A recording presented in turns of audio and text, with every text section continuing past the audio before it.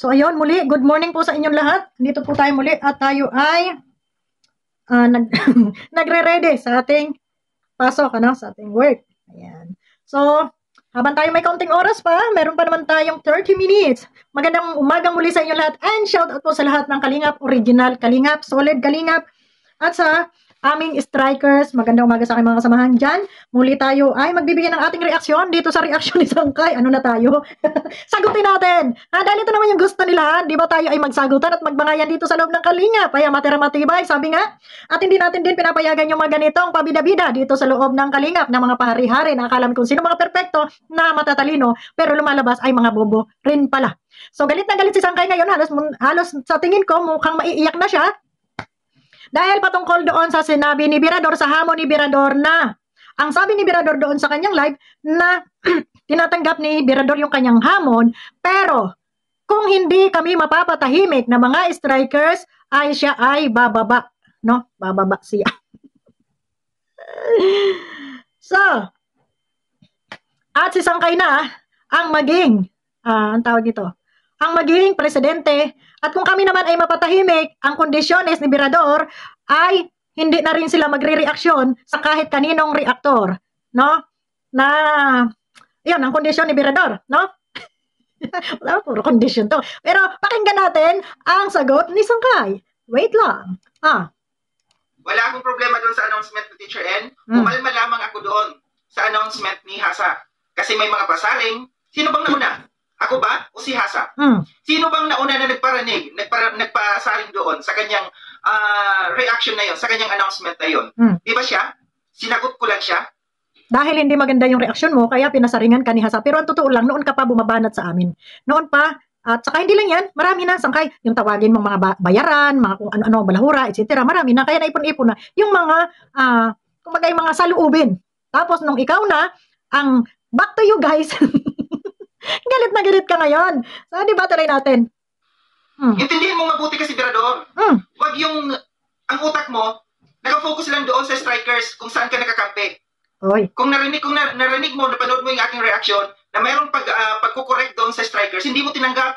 Kasi, nakafocus ka doon sa pagtatanggol sa strikers. Ayun, isa pa tong oplok. Ang gusto nito, paboran yung kanyang mga pinagsasasabi about dito sa strikers. Sangkay, kahit sino hindi papabor sa'yo sa mga pang-iinsulto mo dito sa aming grupo, no? Walang papabor sa'yo. Ngayon, kung sinasabi mo na si Birador ay nakakampi sa amin, hindi ko alam yun. Kasi hindi naman kami kinakampihan ni Birador. Di ba ka? Ito yung lumalabas kasi dito sa reaction mong to. Hindi mo lang matanggap dahil hindi pabor sa'yo yung reaksyon ni Birador. Nang-insulto ka pa eh. Sabi niya, ang tanong niya, napag-usapan na daw ba ni Kuya Val, nila ni Kuya Val, ang tungkol doon sa plano na yan? Hindi pa pala kayo nag-uusap eh. Ngayon, hindi pa pala kayo nag-uusap ni Kuya Val, pero bakit in-announce? ay tanga to, bubo talaga to.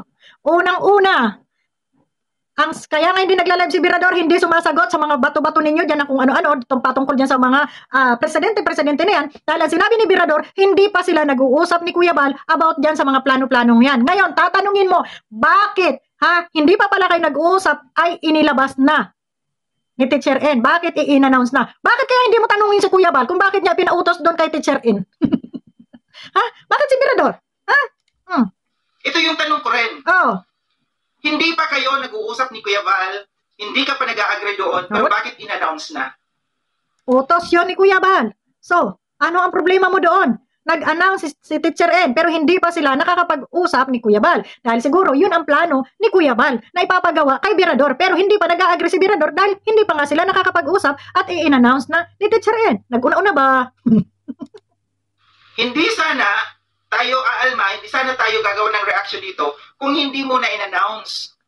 Sana, planchado na ang lahat bago in-announce. Kaya nga, ikaw na yung maging presidente para planchado na ang lahat. Tanggapin mo na yung announce ni Birador, na ikaw na ang magpresidente.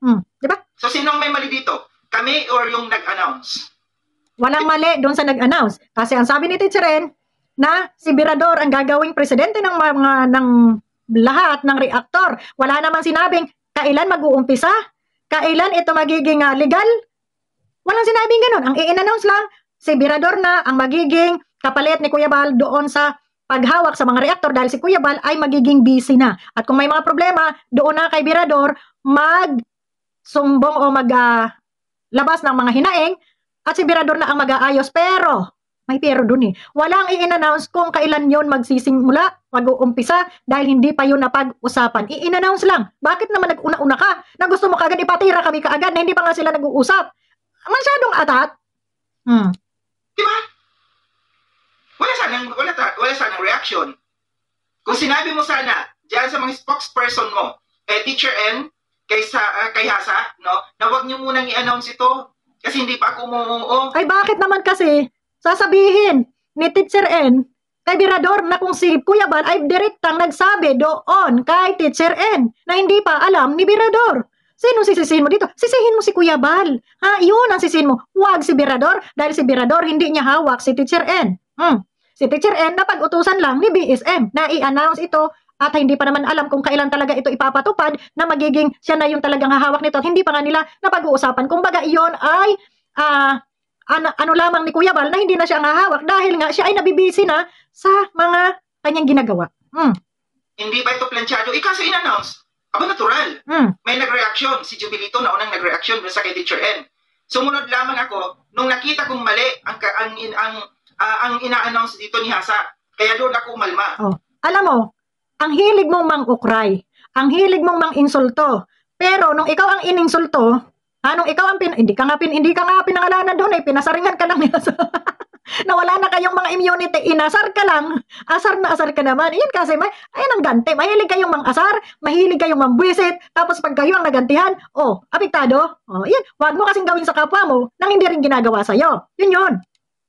Pero yung kay Teacher N, hindi ko yun pinansin. Dito ako kay Hasa kasi nakita ko na may mali. Wala ka talaga makikitang tama dahil asar ka doon sa tao. Wala ka talaga makikita maganda kahit maganda yung tao. Wala ka makikita dahil galit ka doon sa tao. Nasa piling mo kasi, nakukontradiksyon yung lahat ng kapalpakan ng pinagngangaw-ngaw nyo dyan. Ayan. Yung mabuti, Birador. Si Sangkay na kaya ang maging presidente ng mga presidente, ihamok niya kay Kuya Bal. Gano'n niya kay Kuya Bal, bakit may papasa sa akin?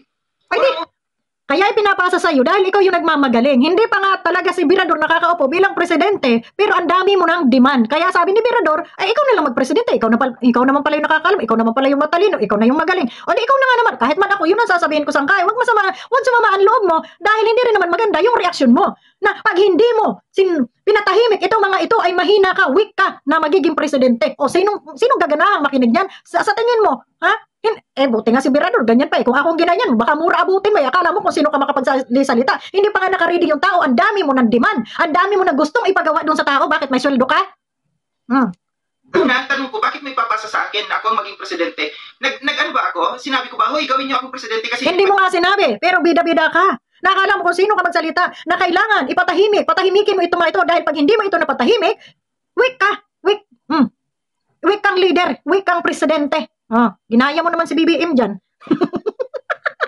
Ngayon, maiiyak ka dyan, maiiyak ka. Paano naman yung sinabi ni Kalingap Rab na hindi ka naman pala Kalingap at ikaw ay anti-Kalingap. So, yun, sorry. Kuya Juan. Pwede si Birador. Kasi weak si Birador. Ako na lang ang gawin yung presidente. Ikaw ang ina-assign ni Kuya Val, di ba? Bakit may papasa sa iba? Kasi nahalata ni Birador na atat ka na maging presidente. Dahil gusto-gusto mo na kami ay tirisin. Di ba? Kaya nahalata ni Birador, ikaw na lang, bigay mo na. Ako kay Birador, bigay ko talaga yan. Kasi ang gusto talagang mangyari ni Sangkay, mga kababayan, ay tayo ay palayasin dito sa Kalingap. Dahil tayo ay maiingay, balahura, kesyo, bla bla bla. Yan ang kagustuhan ni Sangkay na tayo ay paalisin dito sa loob ng Kalingap. Huwag ka mag-alala Sangkay, darating ang panahon na kami ay aalis din naman dito sa Kalingap pag mapuputi na yung mata namin. Pero Huwag ka high blood. Galit. Pag kayo nababalikan, mga galit kayo. Pero wag mo na, aminin mo na gusto mo maging presidente ng mga presidente para makick out mo kami kaagad. Kita mo nga, nag-overpower ka kay Kalingap Rab. Anong sabi mo patungkol kay Dr. Lab? Sabi ni Kalingap Rab, si Dr. Lab, wala na tayong magagawa dyan. Ganyan na talaga yan. Pero anong sagot mo?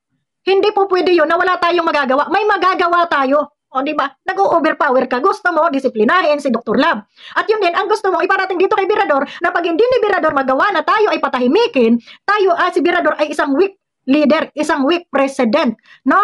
So dito, lumalabas yung kagustuhan mo na ikaw yung maging presidente, hindi mo lang masabi ng direkta dahil nahiya ka pa man siguro. Ay, huwag ka na mahiya, sabihin mo na. Yun. Na gusto mong ikaw ang pumalit para masipa mo kami lahat ng matahimik. Sorry na lang, ha? Sangkay, sabi nga ang buhay ay weather lang. Yun, goodbye, bye-bye sa inyo lahat.